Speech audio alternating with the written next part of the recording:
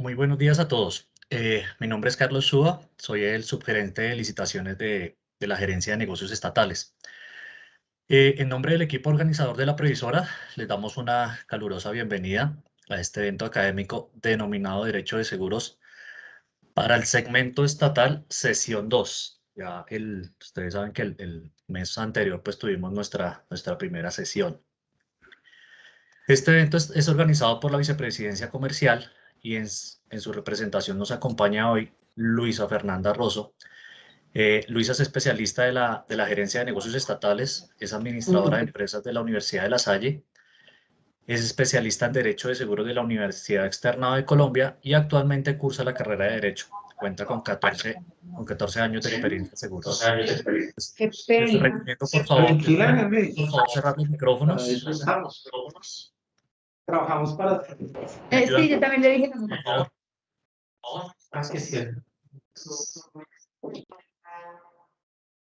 Bueno, continuando, hemos organizado una agenda para ustedes, nuestros aliados estratégicos, el día de hoy. Agradecemos por favor a quienes aún no se han registrado, hacerlo a través del enlace que se encuentra en el chat. Si no está publicado, por favor, les solicito que lo publiquen el link en el chat para que pues, se vayan registrando. A quienes se encuentren registrados, se les enviará el certificado de participación y las memorias del evento. Durante el transcurso de la capacitación compartiremos en el chat un formato de encuesta para que nos den su opinión sobre esta capacitación y planteen sus inquietudes adicionales, dejándonos el correo electrónico a través del cual podemos enviar pues, la información. Agradecemos en el transcurso de la sesión plantear sus preguntas en el chat, las cuales se resolverán al final de la sesión. Y en este caso, pues, daremos un espacio alrededor de unos 10 minutos para abrir los micrófonos de cada uno de ustedes y escuchar sus inquietudes. De igual manera, al finalizar la jornada, realizaremos una trivia con el fin de premiar a los aliados que contesten correctamente y más rápido las preguntas que vamos a formular. Los invitamos a estar entonces muy atentos a la capacitación y bueno, sin más preámbulos, para conocer más acerca del tema que nos reúne el día de hoy, damos paso a la intervención de Luisa. Entonces, Luisa, bienvenida, adelante. Gracias, Carlos. Permítame un momento.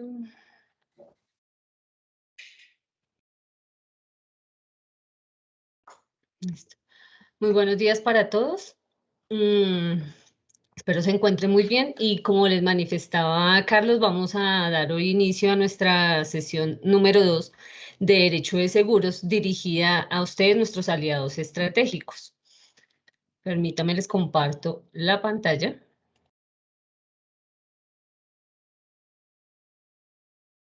¿Están viendo la pantalla en este momento? ¿Me confirman, por favor? Sí. No, señora, Sí, aún no se ve. Yo no la veo. Ya llegó. Sí, señora. Sí, señora. Sí, perfecto. Ok, de acuerdo. Perfecto. Bueno, el día de hoy vamos a tratar 3 temas puntuales: la firma del contrato de seguros, la liquidación del contrato y el daño.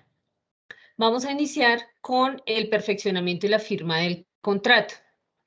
Digamos que dentro de el perfeccionamiento del contrato nosotros lo encontramos regulado en el artículo 41 de la ley 80 y el artículo 39 también de la ley 80. Les agradezco, por favor, si son tan amables, cerrar el micrófono. Gracias. Entonces, en el artículo 41 nosotros encontramos que nos habla del perfeccionamiento del contrato puntualmente para los contratos estatales. Y nos manifiesta este artículo que estos contratos se perfeccionan cuando se logre el acuerdo sobre el objeto y sobre la prestación. Y este se eleve a escrito. No se requerirán ser elevados a escritura pública. Pero entonces acá, para hacer la precisión y que tengamos muy claro, aun cuando es algo que se habló un poquito en la sesión, un poquito no, bastante realmente en la sesión número 1, los contratos en el estatales como tal se tienen que elevar a escrito porque son contratos de tipo solemne. Entre tanto, los contratos del sector privado son de tipo consensual y no deben elevarse a escrito. aun cuando el artículo 1046 del Código de Comercio establece que aun cuando son consensuales, deben probarse por escrito o por confesión. Y ese escrito, pues, ¿cómo se prueba? Mediante la póliza. Es así de sencillo. Entonces, realmente no es tan así como lo establece la norma, que es consensual, porque al final del ejercicio establece que el contrato de seguros en particular tiene que elevarse a escrito.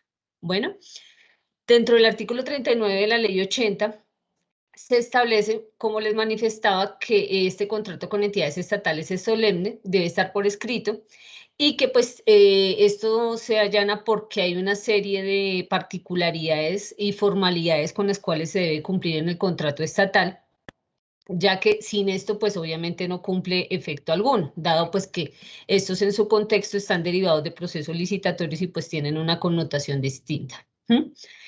Dentro de la existencia del perfeccionamiento del contrato estatal, esto se produce cuando concurren elementos esenciales de tipo jurídico, como es el acuerdo sobre el objeto y la prestación, y elementos sustanciales también que se elevan a escrito y nos conforman los elementos formales de la esencia del contrato. Digamos que para el segmento estatal particularmente, el documento que finalmente nos establece si fuimos adjudicatarios o no de un proceso licitatorio es el acto administrativo. Este acto administrativo puede figurar o funcionar tanto para el segmento estatal como para el segmento privado. Sin embargo, se deben tener algunas consideraciones respecto al segmento estatal, que como les decía, es solemne. Debe haber por medio una aceptación de la propuesta. Sin embargo, no quiere decir que esta aceptación de la propuesta que nosotros la llegamos a la entidad contratante haga las veces de contrato, simplemente es una aceptación formal. También se compone de una adjudicación que finalmente dentro de esa adjudicación viene realmente el acto administrativo donde establece cuál fue la aseguradora a la cual se le asignó, aseguradora o aseguradoras, a las cuales se les asignó ese contrato. Y por último, dentro de este proceso viene la suscripción del contrato como tal. Entonces, como ven, dentro del segmento estatal, sí o sí, al final del ejercicio se debe suscribir un contrato. Digamos que aquí es importante resaltar que dentro del acto de adjudicación como tal, nacen una serie de obligaciones y derechos de cada una de las partes, pero a pesar de que nacen una serie de obligaciones y derechos, no constituye el contrato en sí, razón por la cual es importante que en todos los procesos del segmento estatal siempre se eleve un contrato con las condiciones establecidas por cada una de las partes. Pues que se irán a ratificar más adelante con la expedición de las garantías pues, correspondientes de acuerdo con el programa de seguros que se estableció. Y también este contrato se debe firmar y se debe proyectar y soportar dentro del plazo que se haya establecido en el pliego de condiciones. No es más allá de lo que se quiera contemplar cada una de las partes de manera independiente, sino lo que claramente quedó pactado y aceptado en el pliego de condiciones. Digamos que en este contrato de seguros se van a ver plasmadas, más allá de las obligaciones que están establecidas en el pliego, pues todas las condiciones como se van a dar a futuro eventualmente de adendas, de anexos y todas las propuestas pues que se hayan presentado. Aquí vamos a ver que dentro de los contratos estatales, debido a que tiene un carácter solemne, como les decía, no se perfeccionan con el acto de adjudicación, sino con la suscripción por las dos partes del documento que contenga las condiciones que en este caso, como les reitero, es el contrato. Porque el acto de adjudicación en sí mismo no da lugar al nacimiento de las obligaciones y de los derechos, sino otras obligaciones distintas que sí están incorporadas en él, y dentro de ellas las que encontramos es la suscripción del contrato de seguros dentro del plazo establecido. Dentro del acto de adjudicación del contrato estatal, digamos que nosotros vamos a ver tres características puntuales que debemos tener en consideración, y es que ese acto de adjudicación es un acto administrativo de carácter definitivo y de alcance particular. por las connotaciones que implica de qué es lo que se está adjudicando dentro del mismo, porque como les digo, puede ser a una aseguradora o a áreas o distintos ramos dentro del proceso. Este acto de adjudicación es irrevocable por regla general. Ya después de que la entidad eleve a escrito y publique este acto de adjudicación, ya no lo puede revocar. Digamos que es un tema complejo y pues tiene sus implicaciones en caso que lo llegue a hacer y no habría lugar a hacerlo. Ese acto de adjudicación también es obligatorio, tanto para la entidad contratante como para el adjudicatario. Es decir, que en la medida que ya se adjudica y se acepta, pues estas obligaciones que emanan del acto de adjudicación debe ser obligatorio para cada una de las partes.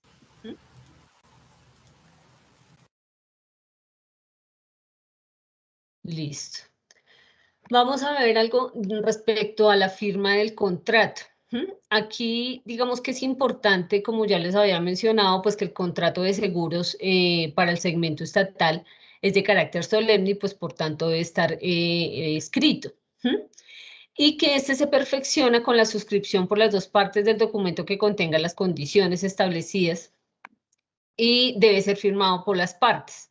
Sin embargo, aquí es importante tener en consideración que a partir de que se empezó a trabajar con SECOP 2, particularmente, SECOP 2 tiene un procedimiento en donde se permite cumplir con todos estos requisitos, inclusive el acto de adjudicación del que acabamos de hablar, y este de la firma del contrato, el cual se hace de manera electrónica y con todas las medidas de seguridad correspondientes. Acá necesitamos puntualizar algo y es que si bien es cierto, venimos acostumbrados a trabajar los firma de los contratos por escrito y escanearlos y cargarlos y enviárselos a la entidad y demás, esta metodología que tiene establecido el SECOP 2 nos permite que se haga la firma electrónica de manera digital y no sea necesario que alternamente se haga la firma del contrato físico, se escanee y se envíe a la entidad. Es decir, con la mera firma electrónica que se realiza a través de SECOP 2 es más que suficiente, no es necesario que se haga otra solicitud puntual. Y digamos que hago esta observación, ¿por qué? Porque hemos evidenciado en varias oportunidades donde las entidades nos están solicitando que hagamos los dos procesos, que o sea, hagamos la firma del contrato de manera electrónica a través del SECOP 2 y a su vez también está pidiendo que le hagamos el físico, lo imprimamos, lo firmemos, lo carguemos en PDF y que queden los dos soportes. Digamos que respecto a esto, en la gerencia se hizo una consulta a Colombia Compra Eficiente en cuanto a cuál realmente debería ser el documento que nosotros carguemos. Y lo que nos manifiesta Colombia Compra Eficiente es que, digamos, no riñe el uno con el otro, pero el deber ser es que al ser SECOP 2 una plataforma transaccional y en línea que ya tiene establecido cada uno de estos procesos, pues no habría lugar realmente a solicitar un contrato por escrito.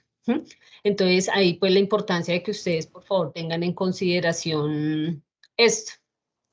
Aquí también es importante señalar que cuando se genera el contrato electrónico a través de la plataforma de SECOP 2, pues está cumpliendo con una serie de requisitos que están establecidos en la ley 527 del 99, que en esta ley lo que se hace es definir y reglamentar el acceso de los mensajes de datos de comercio electrónico y firmas digitales.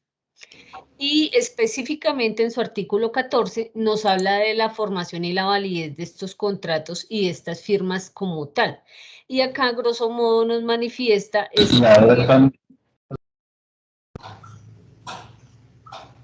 Aquí, grosso modo, nos manifiesta es que en la formación del contrato, salvo acuerdo expreso entre las partes, la oferta y su aceptación podrán ser expresadas por medio de un mensaje de datos.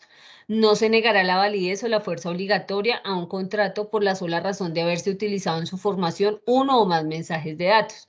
Si nosotros vamos a ver en SECOP 2, digamos que ahí hay una serie de apartes y procedimientos dentro de los que encontramos nosotros, pues, unos paso a paso para poder llegar y autorizar y firmar el contrato como tal digital. Entonces, digamos que cada una de estas premisas que están establecidas aquí dentro de la ley estarían cumpliéndose. También acá el artículo 7 nos señala que todo acto que necesite una firma se entenderá surtido y satisfecho cuando se ha utilizado un método que permite identificar al iniciador de un mensaje de datos y para indicar que el contenido cuenta con su aprobación.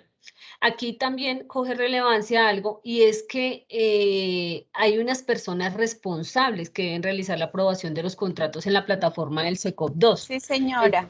Es decir, proceder con la firma electrónica. En este caso, ¿quiénes son los llamados a hacer ese procedimiento? ¿Quiénes son los responsables? En las entidades son los representantes legales de la sucursal, por ejemplo, acá en Previsora, o en su defecto el gerente suplente, que son los que tienen representación legal y están facultados para firmar este tipo de contratos. No lo puede firmar cualquier persona, bien sea los de acá de Previsora o por parte de la entidad contratante, tampoco lo puede hacer cualquier persona. Debe hacerlo el representante legal o el ordenador del gasto, quien tenga las facultades para hacer ese procedimiento. Entonces es importante que lo tengan en cuenta porque a veces hemos visto que quien firma realmente no tiene las facultades y eso genera reprocesos porque hay que estar devolviendo el contrato para que quede pues como corresponde. Entonces, por favor, para tenerlo en cuenta.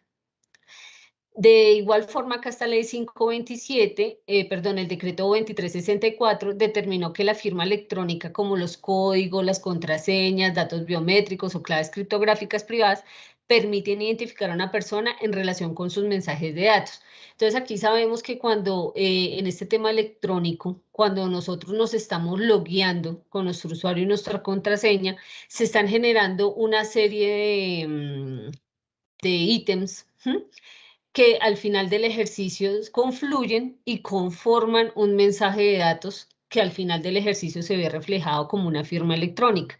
Cada uno de esos escritos, de esas palabras, de esos códigos que nosotros digitamos, nuestro usuario y nuestra contraseña van conformando los mecanismos de seguridad y de verificación de la firma electrónica. De ahí, pues realmente es que recalcamos que no sea necesario la presentación del contrato firmado físico, porque pues digamos que acá bajo la plataforma de SECOP2 se está cumpliendo con todos los requisitos establecidos en la norma respecto a firma electrónica, su veracidad, para que pues más adelante no vayamos a tener ninguna dificultad y nos vayan a protestar o algún contrato tener que se tome como no válido el mismo. Entonces es importante tener en consideración esto, por favor. También aquí dentro de la firma del contrato y en general dentro del proceso de perfeccionamiento, también se incluyen las entidades de regímenes de contratación, de régimen especial de contratación, que si bien es cierto, ellos no están obligados a gestionar sus procesos a través del SECOP2, pues sí tienen un espacio específico creado para ellos por las particularidades que su contratación le genera. Entonces, digamos que SECOP2 tiene dos partecitas en las cuales ellos pueden trabajar.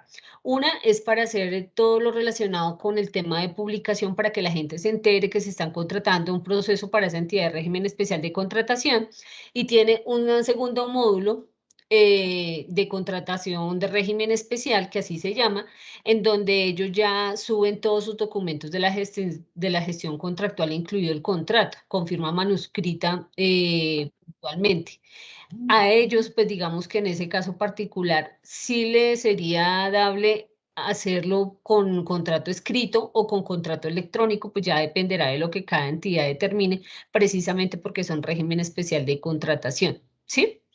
Entonces, igual con el régimen especial de contratación como con el segmento estatal, todo el procedimiento para aceptar y para finalizar y para gestionar todo, cada uno de los pasos a paso del proceso estatal, pues ya viene delimitado. Entonces, dentro de este mismo proceso de SECOP2 se pueden hacer absolutamente todo, la firma del contrato, la aprobación de las garantías, todos los procedimientos como tal que ello implica.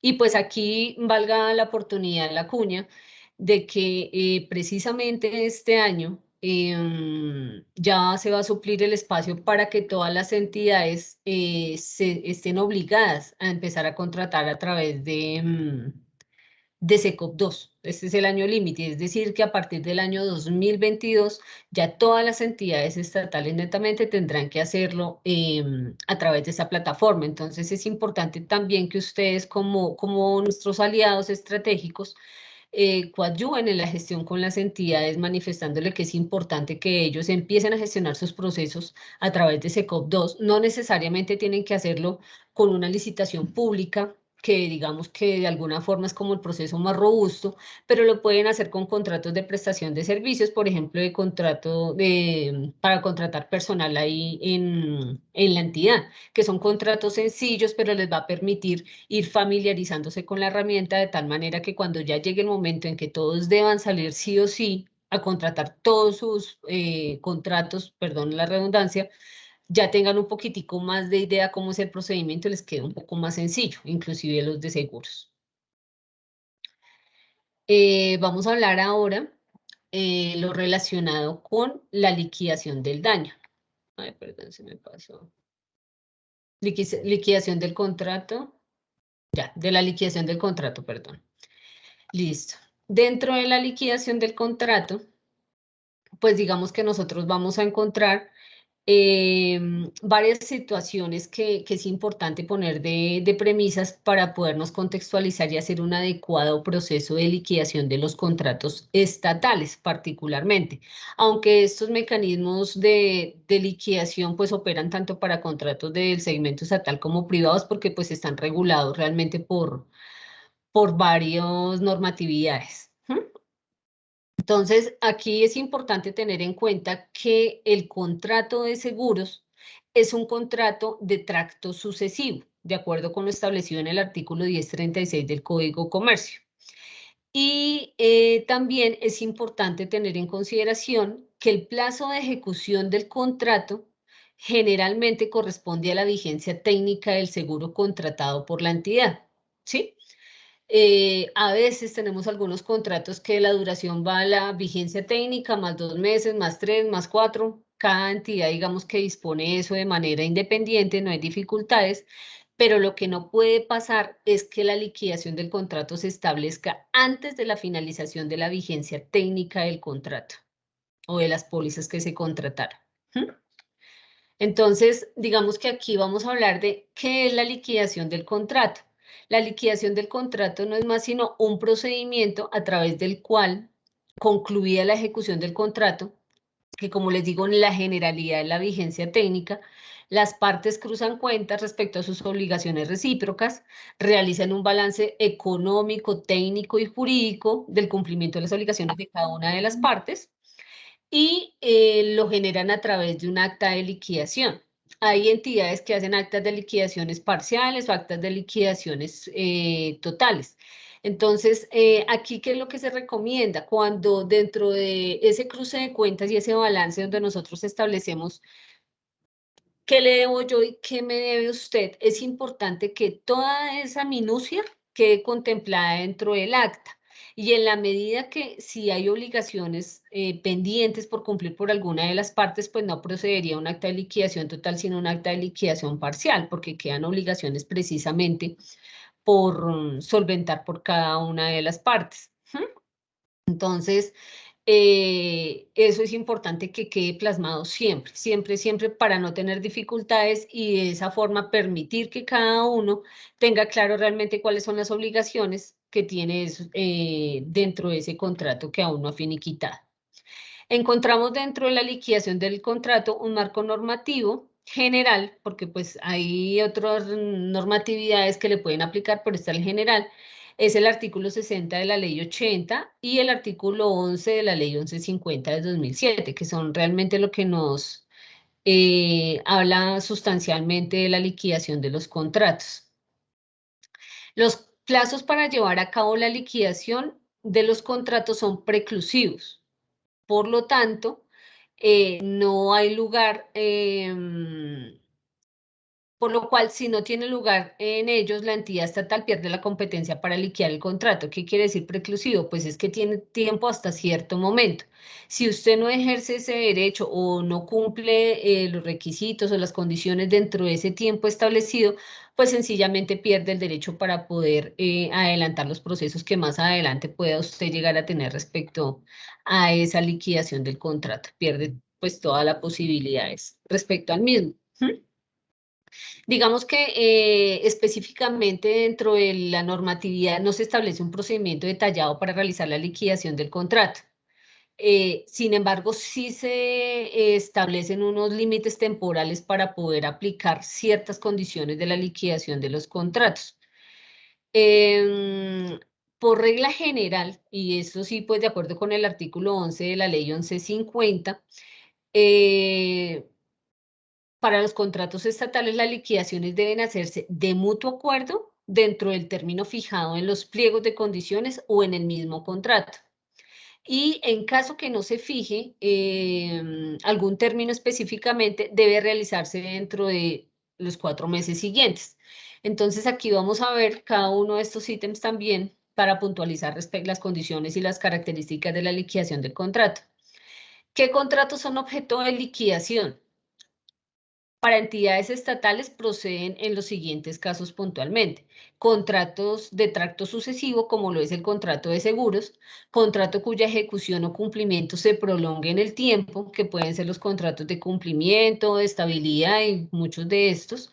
Los demás que lo requieran, que pues por regla general o específicamente las partes consideren que se debe proceder con la liquidación. Y no es obligatoria en contratos de prestación de servicios profesionales y de apoyo a la gestión. En ese tipo de contratos particularmente no es obligación. Si las partes a bien tienen hacer la liquidación, lo pueden hacer sin ninguna dificultad. ¿Cuáles son las causales de liquidación de los contratos? Una es la terminación del plazo de ejecución del contrato. Pues si el contrato finalizó su vigencia 30, les agradezco, por favor, si pueden cerrar el micrófono, ¿son tan amables? No sé quién tenga el micrófono abierto. Gracias. Dentro de las causales de liquidación tenemos la terminación del plazo de ejecución del contrato. Pues en la medida que el contrato finaliza su vigencia técnica y de pronto aquellos meses adicionales que se hayan establecido, pues simplemente termina el plazo de ejecución del mismo. Modificación unilateral. Si dentro de alguna modificación unilateral que se pretenda hacer dentro del contrato se altera el 20% del contrato o más, el contratista puede renunciar a continuar su ejecución y en ese caso puntual procede la liquidación del contrato. Digamos que esto realmente no lo hemos visto nosotros dentro de los contratos de seguros, pero sí se ven en seguros de contratos de obra particularmente de cumplimiento. Otra causal de liquidación es la declaratoria de la caducidad del contrato, claramente. También cuando hay nulidad absoluta del contrato derivada de los siguientes eventos. Nosotros en la sesión anterior ya vimos las causales de inoperancia del contrato de seguros. Entonces, dentro de la nulidad absoluta encontramos los contratos que se celebren con personas incursas en causales de inhabilidad o incompatibilidad previstas en la Constitución y la ley. Los contratos que se celebren contra expresa prohibición constitucional o legal. Pues porque claramente ni siquiera nacen a la vida jurídica en ese aspecto. Contratos respecto a los cuales se declaren nulos los actos administrativos en que se fundamente. En esas condiciones procede la liquidación del contrato. Un plan diamante élite superior y zafiro élite superior? Uno. De otra parte, digamos que también es importante tener en consideración que no puede haber liquidación anticipada, como les venía comentando. En un contrato, ni de hecho ni de derecho, o sea, no procede la liquidación anticipada de ninguna manera, nunca. La liquidación solo procede con posterioridad a la terminación de la ejecución del contrato, que en condiciones normales, como les manifiesta la vigencia técnica, pero al final del ejercicio es lo que esté plasmado o estipulado en el pliego de condiciones o en el contrato. La liquidación del contrato no se da con la entrega de las pólizas, no sucede en ese espacio. Entonces acá, digamos que también queremos llamar la atención porque hemos visto con muchísima frecuencia que las entidades realizan la liquidación del contrato contra la entrega de las pólizas que se exigen dentro del proceso licitatorio, y esto es un procedimiento completamente equivocado. Digamos que nosotros sabemos aquí que eventualmente hay entes de control que exigen la liquidación de los contratos, claro, y hay que hacer la liquidación de los contratos y está bien, pero no frente a la entrega de las pólizas. Aquí lo que nosotros sugerimos es que cuando se haga la entrega de las pólizas y a efectos de que quede un soporte de que efectivamente se cumplió con esa parte del contrato de seguros, se haga un acta de entrega satisfacción de las pólizas, un acta de entrega, no un acta de liquidación. O eventualmente, si definitivamente no lo pueden cambiar como un acta de entrega, lo hagan como un acta de liquidación, pero parcial, no total, porque ahí es donde tenemos muchísimas dificultades en el desarrollo ya posterior de la ejecución del contrato de seguros. ¿Mm? Entonces, aquí vamos a ver la oportunidad para liquidar, es decir, cuándo procede en tiempo la liquidación del contrato de seguros. En principio, el pliego nos debe definir el plazo para efectuar la liquidación del contrato de mutuo acuerdo. Generalmente, casi todos los contratos nos manifiestan que es de 4 meses. Casi siempre vienen así o de 6 meses inclusive. De acuerdo con la ley 1150, en su artículo 11, nos dice que el contrato se debe liquidar por común acuerdo dentro de los primeros 4 meses contados desde, ¿a partir de dónde? Del vencimiento del plazo previsto para la ejecución del contrato, que como les digo, puede ser la finalización de la vigencia técnica de las pólizas o esa finalización de vigencia técnica más los meses que hayan establecido dentro del contrato. También contados desde dónde, desde la expedición del acto administrativo que ordene la terminación del contrato, pues si sea alguna de estas causales de liquidación que anteriormente les mencioné. Y fecha de acuerdo con lo que el contrato disponga o el pliego de licitaciones disponga. También nos establece la ley que se puede liquidar el contrato unilateralmente a los 2 meses. Pero, sin embargo, esta liquidación unilateral debe ser motivada mediante acto administrativo y bajo estas situaciones puntualmente. El contratista no haya presentado al trámite de liquidación por mutuo acuerdo y que no lleguen a un acuerdo entre las partes, o sea, que no se haya presentado o simplemente no hubo acuerdo entre las partes. Entonces, aquí viene al lugar algo que les mencionaba respecto a la liquidación con la entrega, respecto a la entrega de las pólizas. Hemos tenido muchas dificultades porque las entidades liquidan unilateralmente los contratos porque, como podrán comprender, no siempre podemos nosotros acceder a liquidar el contrato anticipadamente, pues porque el contrato queda sin efectos a partir del momento en que se liquida, queda sin cobertura realmente. En ese orden de ideas, nosotros pues le manifestamos a la entidad desde bastantes formas realmente de por qué no procede, se les justifica legalmente y demás, pero aún así la entidad decide liquidar el contrato contra la entrega de las pólizas y hacerlo anticipadamente. En ese caso, es importante que ustedes como aliados tengan presente que cuando la entidad va a hacer esa liquidación unilateral, debe hacerla motivada y mediante un acto administrativo, y lo tiene que hacer el ordenador del gasto, es decir, que nos tiene que generar un documento donde nos diga las razones por las cuales está liquidando anticipadamente el contrato, y pues nosotros firmaremos que no estamos de acuerdo con esa liquidación eventualmente, pues porque no procede en ese momento específico, porque el contrato de seguros no ha finalizado. Entonces, es importante que ustedes lo tengan en consideración porque esto finalmente se traduce en ¿qué?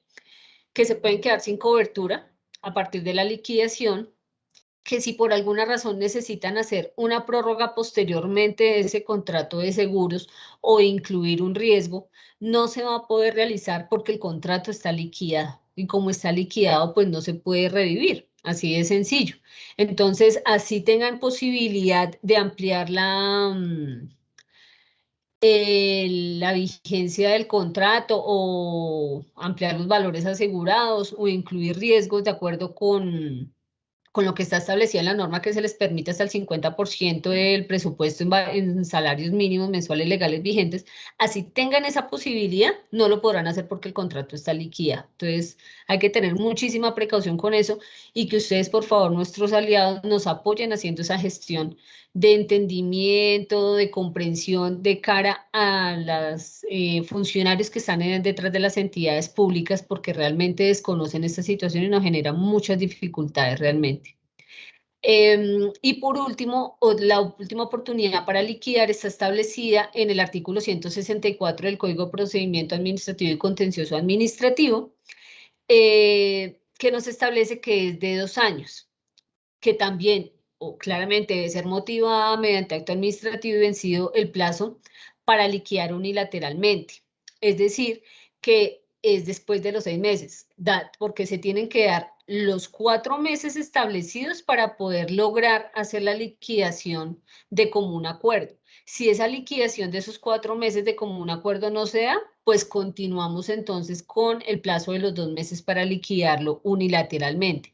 Finalmente, entonces, tenemos un plazo de 6 meses para poder adelantar ese proceso de liquidación unilateral de 2 años, que no necesariamente tenemos que esperar los 2 años. Si ya pues transcurrieron estos 6 meses y finalmente no hubo acuerdo, no se pudo hacer la liquidación como correspondía, iniciado el primer año de estos 2 años, pues la entidad puede proceder a liquidar unilateralmente.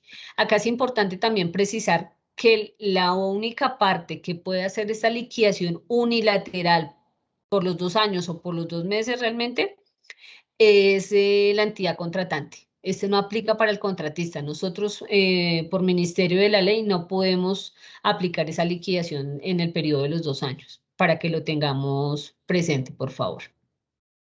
Dentro de la liquidación también vamos a encontrar unos efectos que procede cuando hacemos una liquidación del contrato.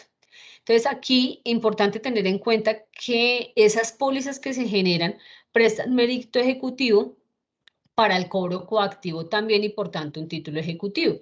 Siempre que conste una obligación clara, expresa y exigible de conformidad con lo establecido en los artículos 99 y 297 del Código de Procedimiento Administrativo y Contencioso Administrativo.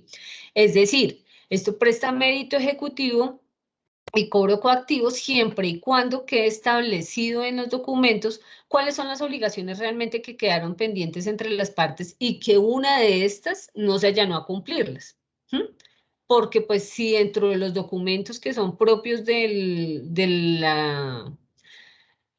lineamiento o de la gestión de los contratos del segmento estatal, hay una serie de documentos y que cada una de las entidades debe cumplir y no se cumple y no está claramente establecido cuál es la obligación que quedó faltante, pues no habrá lugar a ningún tipo de demanda, pues porque no está establecida realmente cuál es la obligación. Entonces, en el momento que se vaya a hacer, lo importante aquí, y esto aplica, como les digo, no solamente para el segmento estatal, sino para el segmento privado también, que dejen los motivos por los cuales, pues digamos, hay un incumplimiento y que sirvan como base posteriormente para poder establecer el proceso.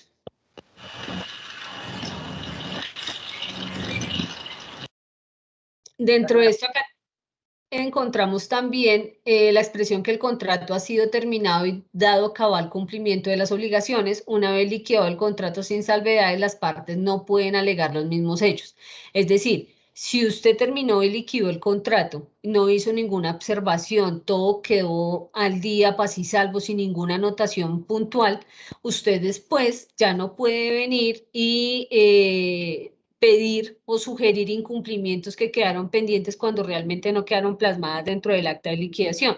Por eso les manifestaba que es importantísimo que cuando se generen las actas, digamos que queden establecidas allí todas esas particularidades y dificultades o acuerdos a los cuales se llegaron entre las partes para que más adelante no tengan inconveniente, ¿sí? Porque pues si usted me dijo que yo estaba paz y salvo, después ya no es posible que me venga y me manifieste que tengo condiciones sin cumplir en este contrato. Si las partes estipulan en el acta saldos a favor de cualquiera de las partes, la liquidación es fuente de nuevas obligaciones. Entonces, en la medida que yo voy a entrar a liquidar un contrato y, por ejemplo, tengo pendiente el pago de X o Y siniestros, ¿sí? Porque puede pasar. Eso en teoría y en la realidad debería quedar plasmado en el acta. Decirle, venga, mire, yo reporté tantos siniestros, usted no me los ha pagado, queda pendiente que me pague esos siniestros. Mire, yo presenté esa reclamación y usted no me ha dado respuesta, queda pendiente esto. O simplemente ya todas las reclamaciones que le presenté fueron pagas, ya no tenemos ninguna dificultad, estamos a paz y salvo. Y por último, no es procedente realizar prórrogas o inclusiones a las pólizas suscritas. Como les manifestaba, ya cuando un contrato está liquidado, yo no puedo hacer ni prórroga, ni modificaciones, ni inclusiones, así no genere cobro de prima. No puedo hacerlo. Y mucho menos si genera cobro de prima, porque el contrato ya está liquidado y la entidad contratante no va a poder hacer su proceso administrativo para poder buscar la consecución de los recursos y pagar las primas que correspondan en ese evento, ¿sí? Entonces, es importante tener mucha precaución con esto. Acá también es importante precisar que, y reiterar también que la ley el 1150 específicamente determinó el plazo para liquidar y que este empieza desde que finaliza el término previsto para la ejecución del contrato, que es decir, desde la fecha de expedición del acto administrativo que declare la terminación, o desde el momento en que las partes por mutuo acuerdo las establezcan, ¿sí? Entonces, en este orden de ideas, debe entenderse que el plazo para liquidar el contrato de seguros realmente empieza desde el momento en que termina la vigencia del contrato, salvo que las partes establezcan otra cosa diferente. La vigencia de la póliza o el contrato de seguro es el plazo en el que se cubre o se ampara pues, los riesgos que se tienen suscritos. Por esta razón, específicamente en el decreto 1073 del Código de Comercio se prevé que no será amparado el siniestro que suceda con anterioridad o con posterioridad a la vigencia del contrato de seguros. Por consiguiente, se entiende que en el término para liquidar el contrato empieza a correr desde el momento en que finaliza la vigencia del contrato de seguros, que es lo que les decía, si yo liquido anticipadamente el contrato, pues obviamente no va a tener cobertura de en adelante y vamos a tener una serie de dificultades complejas frente al cliente, porque eventualmente me puede llegar una reclamación posterior y como el contrato ya se liquidó, pues yo no tengo ninguna obligación y no le puedo pagar nada. Entonces, para evitar todo ese tipo de dificultades, es mejor no realizarlo de esa forma. ¿Listo? Aquí, por último, dentro de la liquidación del contrato, precisarles que la vigencia del contrato estatal de seguro corresponde a la vigencia técnica de la póliza en la generalidad, les reitero. A veces, dependiendo de las condiciones del contrato, pueden ser unos meses más, pero mínimo va a ser la vigencia técnica de la póliza. Y como les manifestaba, existe una confusión entre el plazo de la entrega de la póliza y el plazo de la entrega del seguro, pero son dos cosas completamente diferentes. Entonces, aquí, como les decía, hay un plazo establecido en el Código de Comercio donde yo tengo hasta 15 días para entregar las pólizas. Cuando entrego estas pólizas, simplemente acá lo que nosotros les sugerimos, de verdad que es importante tenerlo en consideración porque hemos tenido muchas dificultades, muchas. Hacer simplemente es un acto de entrega satisfacción de las garantías o de las pólizas establecidas dentro del proceso, de tal manera que si llega un ente de control, pues ustedes van a tener el soporte que efectivamente se cumplió con esa parte del contrato, pero no podemos pretender liquidar un contrato con la entrega de las garantías, o sea, contratamos un programa de seguros por 365 días y liquidamos el contrato a los 2 días. Eso no tiene razón de ser. También es, digamos que carece un poco de lógica ese manejo que le dan en algunas entidades respecto a esas liquidaciones. La otra parte dentro de esta liquidación, pues es la vigencia técnica contratada, que en teoría, esta es la duración del contrato de seguros. Cuando finalice esta vigencia técnica, En este espacio es que se va a dar la liquidación del contrato, que se puede dar como les manifestaba, dentro de los 4 meses si es de común acuerdo. Si en esos 4 meses no hubo común acuerdo, pues habrán 2 meses más para que se haga de manera unilateral, pero debe estar motivada la razón. Y si al final del ejercicio, sumados esos 6 meses, no se pudo hacer la liquidación, pues tendrá la entidad hasta 2 años para poderlo hacer ya también de manera unilateral. Aquí una precisión es que un contrato vencido es aquel cuyo plazo de ejecución simplemente expiró. Es decir, si yo tuve un contrato de seguros donde mi vigencia técnica de 365 días era lo que yo estaba pidiendo, pues una vez finalizados esos 365 días, pues el contrato venció, porque la ejecución pues simplemente ya expiró, finalizó. Y otra cosa distinta es el contrato extinguido, que es aquel que ha sido liquidado. Entonces, en la medida que yo liquido un contrato, mis obligaciones frente a ese contrato de seguro se extinguen. No va más. No tengo ninguna obligación. Entonces, es donde tenemos dificultades ya con el área de indemnizaciones y con los clientes cuando nos pueden llegar siniestros posteriores a la liquidación anticipada del contrato, porque ¿cómo cubrimos un contrato que ya está extinguido? Entonces es complejo. Y esto está establecido en los artículos 60 de la ley 80 y el artículo 11 de la ley 1150. Bueno, esto ya es algo que se ha manifestado. Aló. Actívalo. Hola, Listo. Respecto a lo que venimos a... Les agradezco, por favor, cerrar el micrófono. No sé qué persona tiene abierto el micrófono. Doctora, es que quería hacerle una consultica ahí, es que usted me habla del artículo 60 de la ley 80 y este ya fue derogado por la ley 1150, entonces no sé si me deja la duda ahí si todavía eso sigue vigente o qué. Claro, digamos que fue declarado inexequible una parte, pero otra parte sigue vigente. Entonces, por eso se hace relación al artículo 60. Ustedes van y consultan el artículo 60 y tiene una parte que aún está vigente. Entonces, declarado inexequible. Muchas gracias. Bueno. No sé si tienen alguna duda hasta este momento de lo que llevamos de la liquidación del contrato y de la suscripción. Sí, buenos días. Sí, señora Doris. Ven, tengo una preguntita. En varias entidades estatales a mí me ha pasado que dicen los jurídicos que obligatoriamente, independientemente las pólizas se venzan entre, digamos, una contratación de febrero del 2021 a febrero del 2022. Pero hay unos jurídicos que dicen que obligatoriamente esos contratos tienen que liquidarse a 31 de diciembre del año 2021. Y ahí yo tengo varios procesos en ese porque me están diciendo que hay que liquidar los contratos cuando las pólizas a mí se me vencen en enero, en febrero o en marzo. ¿Cómo les puedo yo debatir eso? Porque pues ellos dicen que la normatividad y que la normatividad y que la normatividad.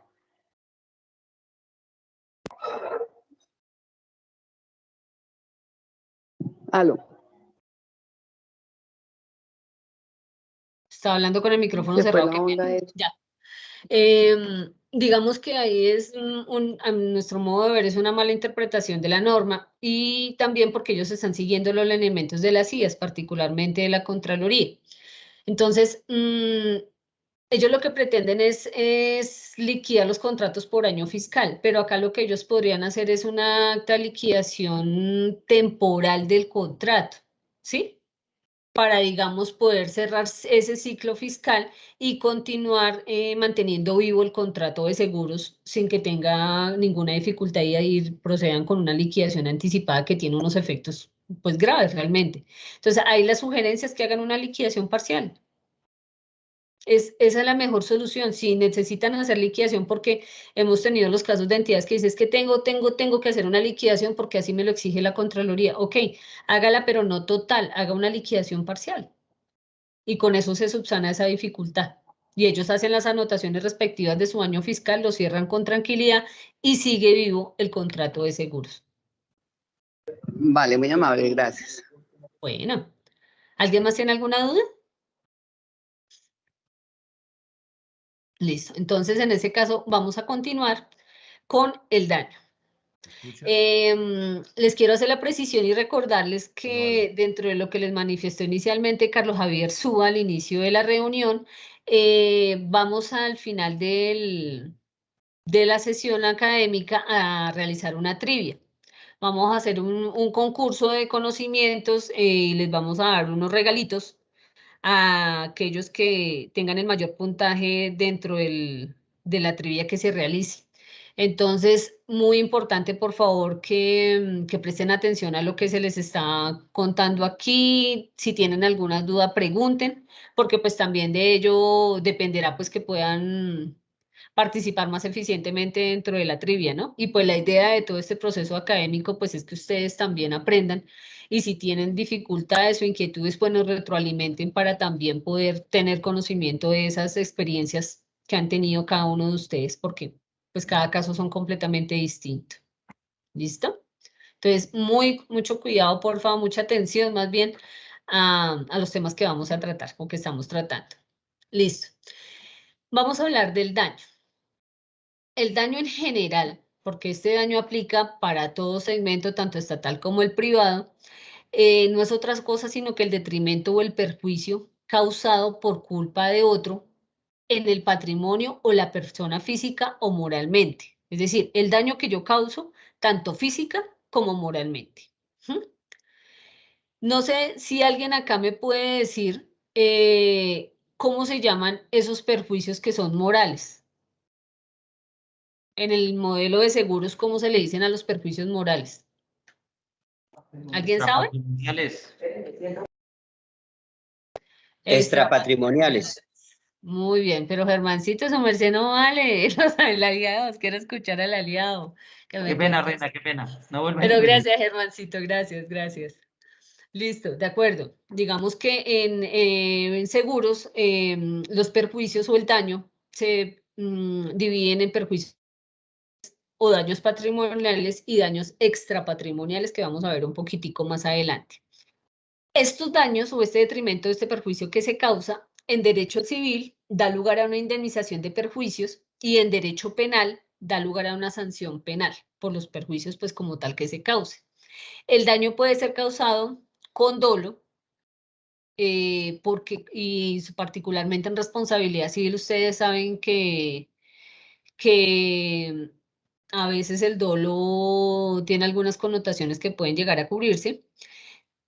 Y este daño por condolo, pues obviamente es el que es causado con intención o con culpa cuando es negligente o descuidado. Esto lo vemos sobre todo en las pólizas de responsabilidad civil, clínicas y hospitales, en RC profesional y demás, donde hay algunas dificultades que se presentan por negligencia o por descuido de las personas que están a cargo de esas actividades o que tenemos nosotros asegurados. Pero también este daño, el perjuicio que se causa como tal, puede deberse por caso fortuito o por fuerza mayor. Entonces, para tenerlo claro, el daño puede ser causado por dolo, por culpa y por caso fortuito y por fuerza mayor. Aquí el daño constituye realmente es el hecho, o sea, ¿qué fue lo que pasó? ¿Qué fue lo que sucedió? Y el perjuicio fue la consecuencia para la víctima respecto a ese hecho. Entonces, por ejemplo, tenemos aquí el caso de una contaminación de un río, específicamente por derrame de hidrocarburos. Entonces, aquí en estos casos del daño debemos tener muy presente la legitimación de la causa. ¿Y qué es la legitimación de la causa? Que quien demanda debe comprobar el perjuicio material, físico realmente, o inmaterial, si es extrapatrimonial, que se le causó, pero que ese perjuicio fue realmente derivado puntualmente de ese daño que se generó. Puede haber daños que no perjudican a patrimonios o a personas individuales, pero sí a colectivos. Por ejemplo, en ese caso que les manifiesto de un derrame de un camión que transporta hidrocarburos, seguramente el camión se voltea, pero hace derrame en el río o en una cuenca hídrica. ¿Qué va a pasar? Eventualmente no va a haber un daño puntual individual porque cayó al borde del río, entonces, por ejemplo, el hidrocarburo no cayó en mi terreno, entonces las vacas que pastaban ahí pues no se van a ver afectadas, o los animales no se van a ver afectados, ni la tierra tampoco si yo tenía sembrados, pero como cayó y vertió directamente al río, pues toda la población realmente sí se va a ver afectada al final del ejercicio. ¿Por qué? Porque toda esta población que se suple de agua, tanto para ellos como para los animales de esa cuenca hídrica que se vio afectada por el derrame de hidrocarburos. Entonces, aquí es importante tener en cuenta que hay daños tanto individuales como grupales, pero lo importante en un momento determinado para poder establecer ese perjuicio es que esos perjuicios hubieran sido derivados directamente del daño que se generó. O una cosa tan sencilla, simplemente si tengo un vehículo, pues hubo un accidente de tránsito, ese vehículo atropelló a una persona, pues el daño ¿cuál fue? Que atropelle a esa persona. ¿Cuál va a ser el perjuicio? Pues todos los problemas médicos que pueden conllevar a esa persona de tratamientos futuros o inclusive la misma muerte. Ese fue el perjuicio causado. Entonces, para que eso lo tengamos claro. Aquí, como les decía, pues digamos que dentro del ejercicio de contaminación que les manifesté, pues hay un perjuicio individual que también puede ser específicamente una enfermedad derivada de esa contaminación porque la gente de los alrededores consumió esa agua y se puede ver afectada en ese sentido, tanto ellos como sus animales. Entonces acá hay varios tipos de daños en un momento determinado para demandar. Y un daño colectivo que es la contaminación ambiental del agua. En perjuicio individual, cada rubro del perjuicio debe provenir del daño caudal, relación de la causalidad entre el daño y el juicio. Entonces, como les decía, en el tipo individual puede haber a un perjuicio que se me causó a mí en mi integridad física porque yo consumí esa agua, entonces estoy intoxicada. Esa es una. Puede haber otro, que es que mis animales consumieron de esa agua, también se vieron afectados, algunos están enfermos, otros se murieron. Entonces, hay un sinnúmero de perjuicios que se pueden causar derivados de un solo daño o de un solo hecho que se pueden reclamar en un momento determinado, pero hay que buscar la causalidad entre el uno y el otro.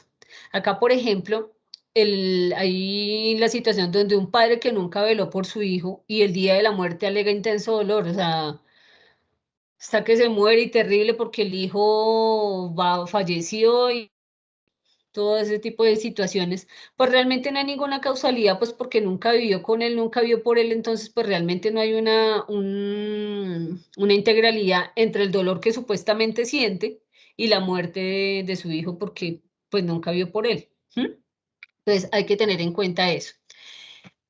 Cuando se va a adelantar un proceso de reclamación por daño o de perjuicios por daño, la víctima debe invocar un daño o un perjuicio específicamente. Uno, a partir de una situación jurídicamente protegida. Y el perjuicio que se repara debe provenir del daño invocado. Como les manifesté, pues debe tener causalidad el daño con el perjuicio con el daño. Y una situación jurídicamente protegida. Si la situación no está jurídicamente protegida, no hay daño, porque no hay derecho. ¿Sí?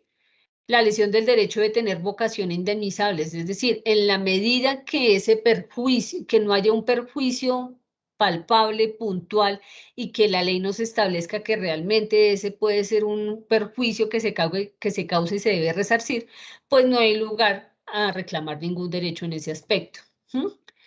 El carácter personal del daño, es decir, de aquella persona que sufre ese perjuicio, supone ser sufrido por toda persona a la que no puede impedírsele la posibilidad de demandar y de obtener indemnización por el solo hecho que el juez considere que su situación es reprochable. Por ejemplo, como les decía, acá la situación debe ser jurídicamente protegida. Una situación jurídicamente protegida es la vida, ¿sí? Así de sencillo. O mi integridad física como persona. Los derechos de las mujeres, los derechos de los niños. Entonces, no puede el juez, porque una señora prostituta, a entablar una denuncia, una demanda porque fue abusada sexualmente o fue golpeada, por el solo hecho de reprocharle que es prostituta, negarle sus derechos, porque pues digamos que eso no tiene nada que ver, es un derecho tutelable, es un derecho jurídicamente protegido y bajo ese esquema tiene que salvaguardarlo, independientemente de sus reproches morales o si está de acuerdo o no está de acuerdo, porque la ley es la ley, hay que cumplirla. Entonces hay que tener mucha precaución con eso porque a veces hay perjuicios que se causan, pero entonces la gente no los denuncia porque puede verse afectado a una persona de renombre o por otras circunstancias personales, y pues no debería ser de esa forma. Debe darse la noción de confianza legítima. Es decir, partir de la buena fe, en el sentido de que si yo estoy demandando y estoy reclamando algo, lo estoy haciendo de buena fe y lo estoy haciendo precisamente porque claramente me vi perjudicado y hubo un detrimento patrimonial o moral, dependiendo de la situación. La actitud positiva de la administración refuerza la confianza en la medida que la justicia es receptiva en este tipo de reclamos justos, realmente, pues le permiten a las demás personas creer en la justicia y poder denunciar mucho más hechos que se puedan llegar a presentar. Es más difícil adquirir confianza legítima por omisión que por acción, es decir, por defecto, pues usted presente la demanda y argumente sus pruebas. Ya si dentro del proceso se establece que pues realmente no hay nexo causal, que el perjuicio realmente usted no lo demostró que fue por el daño que se causó, pues es otra cosa y habrá que de pronto presentar nuevas pruebas. Pero lo peor que usted puede hacer es dejar de hacer y dejar de reclamar sus derechos simplemente porque piensa que no tiene derecho o por no hacerlo. Eso respecto a esta parte del daño. En cuanto al daño, hay una normatividad general porque hay varias, y por ejemplo está el artículo 2341 que nos habla de la responsabilidad civil extracontractual, entonces en el que ha cometido un delito culpa que ha inferido daño a otro es obligado a la indemnización, sin perjuicio de la pena principal que la ley imponga por la culpa o el delito cometido. Como les decía en otra diapositiva anterior, pues hay una pena, una sanción penal y una sanción administrativa, que es lo que nos está diciendo acá, pues usted ocasionó unos daños, pues habrá un detrimento y tiene que resarcir esos daños mediante la indemnización, y si con esos perjuicios, pues también lo que ocasionó fue la muerte de alguien, la herida y demás, pues también tendrá que responder penalmente como corresponde. El artículo 1613 nos habla de la indemnización de los perjuicios. La indemnización de perjuicios comprende el daño emergente y el lucro cesante, ya provenga de no haberse cumplido la obligación o de haberse cumplido imperfectamente o de haberse retardado el cumplimiento. Ya más adelante vamos a hablar puntualmente del daño emergente y del lucro cesante. El artículo 1614 nos habla pues de qué es el daño emergente, que es el perjuicio o la pérdida que proviene de no haberse cumplido la obligación o haberse cumplido imperfectamente o no haberse retardado su cumplimiento, y lucro cesante, la ganancia o provecho que deja de reportarse a consecuencia de no haberse cumplido la obligación o cumplida imperfectamente o retardado su cumplimiento. El artículo 50 de la Constitución limita a reconocer que las víctimas y perjudicados tienen derecho a la reparación mediante la indemnización de los perjuicios ocasionados por el delito. Por lo anterior, el legislador a definir alcance de la reparación integral puede determinar cuáles daños deben ser tenidos en cuenta. Pues habrá unos que tienen más peso que otros, como lo vemos sobre todo en el tipo penal, que hay causales de agravación del riesgo y también en el tipo administrativo y disminución del riesgo también. Artículo 16 de la Ley 446 nos habla de la valoración de los daños y nos dice que cualquier proceso que se surta ante la Administración de la Justicia, la valoración de daños irrogados a las personas y a las cosas, atenderá los principios de reparación integral y equidad y observancia de los criterios técnicos actuariales. Digamos que aquí lo que se pretende no es otra cosa, simplemente que haya una indemnización ajustada al delito que se cometió, al perjuicio que se causó, sin que esto implique realmente que haya un enriquecimiento por efectos de la indemnización, que a cada quien le pague lo que le corresponda y el que tiene que pagar, pues que pague lo que debe ser de acuerdo con el perjuicio que causó. Acá vamos a ver la tipología del daño. Entonces, vamos a ver que para la tipología del daño y sobre todo para efectos de indemnización, este se divide en dos, en el daño patrimonial y en el daño extrapatrimonial. El daño patrimonial es el perjuicio causado físico, realmente. Y a su vez, este perjuicio patrimonial se divide en daño emergente y en lucro cesante. Lo que les decía, el daño emergente es el daño inmediato que se causó en el momento en que ocurrió el hecho. Por ejemplo, un accidente de tránsito, volvemos al mismo ejercicio. Se accidentó un carro, pues ¿cuál es el daño emergente? Que el vehículo se dañó, ¿sí? Se destrozó, puede ser pérdida parcial, pérdida total, pero el daño emergente realmente fue la pérdida del vehículo en este ejercicio. Ese es el daño emergente, el daño inmediato.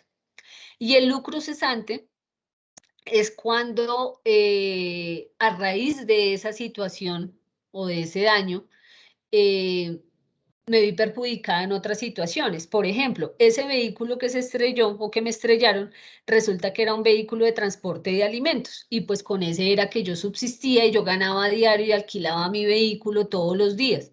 Entonces, en la medida que tuve un accidente con ese vehículo, pues no lo tengo a la mano, no voy a poder trabajar. Y si fuera de eso, yo me vi afectado en mi integridad física por ese bendito vehículo, ¿qué tal que estuviera perdido una pierna? Pues complejo, porque todos los recursos que yo tenía pensado que iba a percibir en adelante con mi trabajo diario, pues resulta que ya no va a ser posible, precisamente porque pues estoy en una situación donde hasta que me entreguen el vehículo y hasta que salga el médico podré restablecer a mis condiciones normales para poder tener mi subsistencia.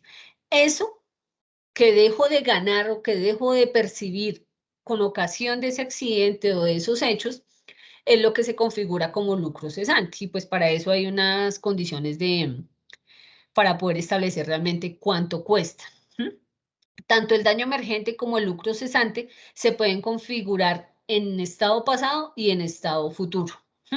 Y para eso hay unos mecanismos de liquidación que pues les vamos a ver más adelante. Hay un ejercicio que tenemos de liquidación del daño para poder ver más o menos cómo es que se tarifa y se puede establecer realmente cuánto es mi indemnización y en un momento determinado, si yo me veo en unas circunstancias de estas donde tengo que ir a cobrar al que me causó el accidente de tránsito, pues sepa más o menos cuánto le puedo cobrar.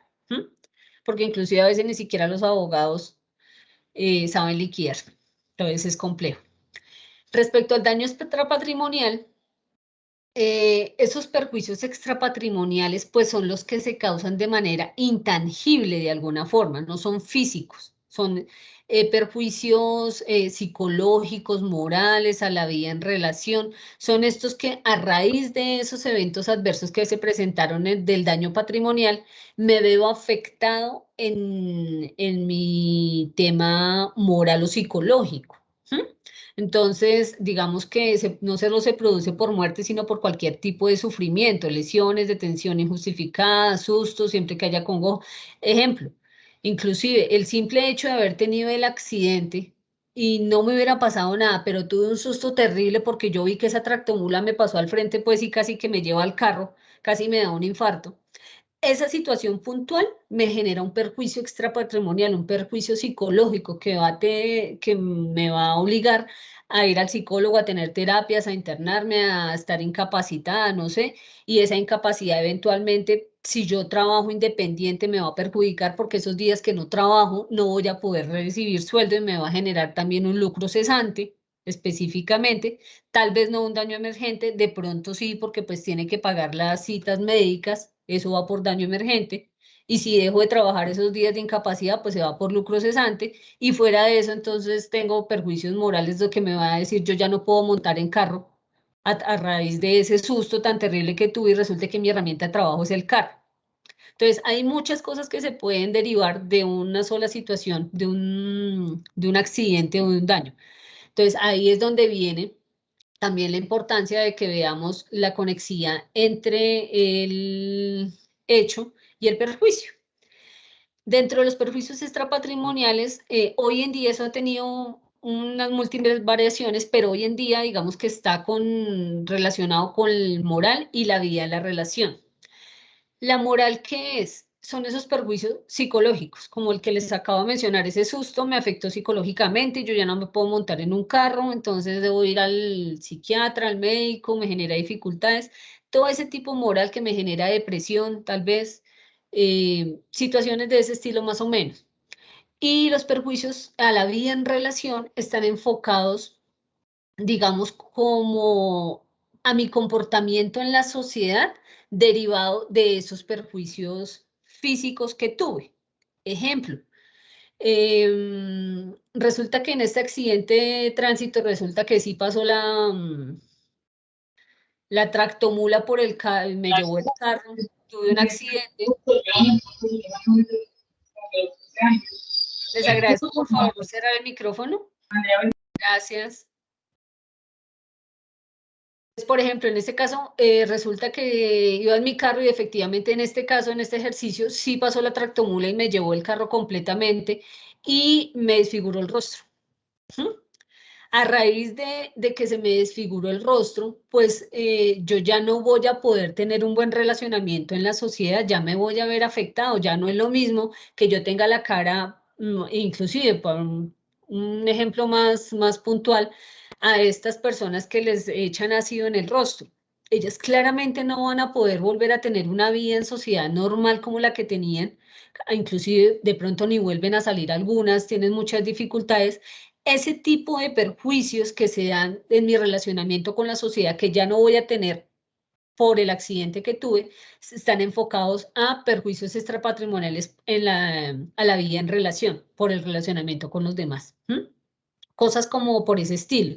Hoy en día, digamos que esto de los perjuicios extrapatrimoniales ha evolucionado mucho y hemos tenido condenas hasta de 1.000 millones de pesos por perjuicios extrapatrimoniales. Entonces, pues digamos que han crecido porque antes eran 100 salarios máximo lo que se pagaba, 50 inclusive.